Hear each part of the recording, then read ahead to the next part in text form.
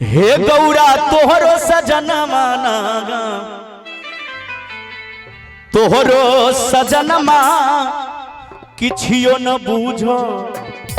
से यो ढर धरन बोले शंकर भगवान की तोहरो सजनमा किछियो न बूझो से ओढ़र धरनवाना तोहरो सजनमा किछियो न बूझो से ओढ़र धरनवाना हे गौरा तोहरो सजनमा हे गौरा तोहरो सजनमा तोहरो सजनमा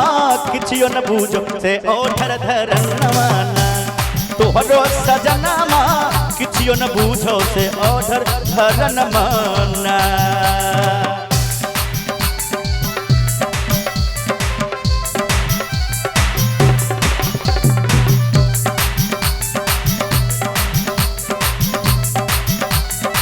वाह वाह वाह क्या बात है।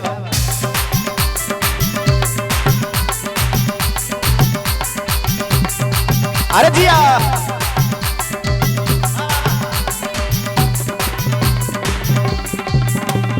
जकरा ने कहियो देखलम जन्म भर रोटी पर नून माना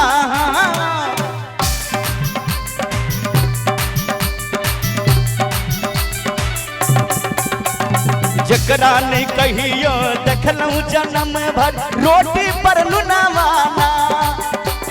तकरा दुआरे हाथी बिराजई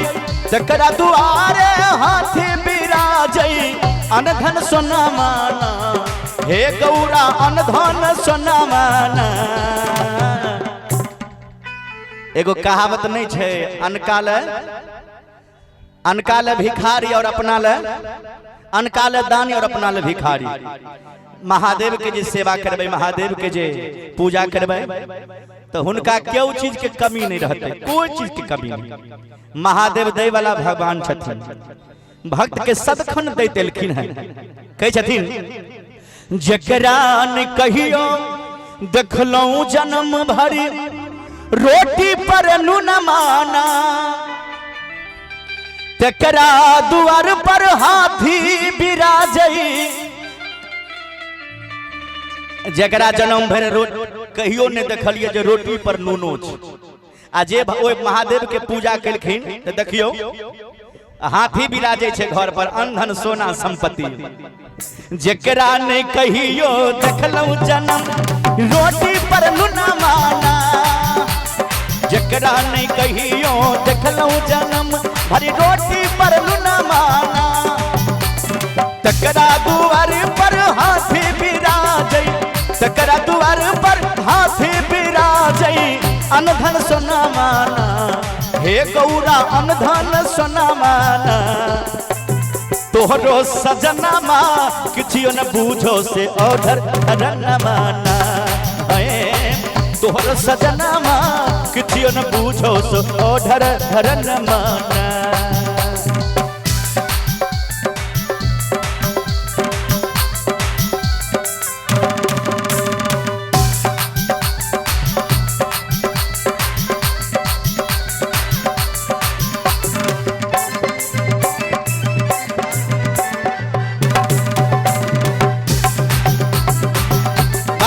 छोटू ए नंद अमरनाथ हो जकरा नहीं कहियो देखलऊ जन्म री भक्ति भजन माना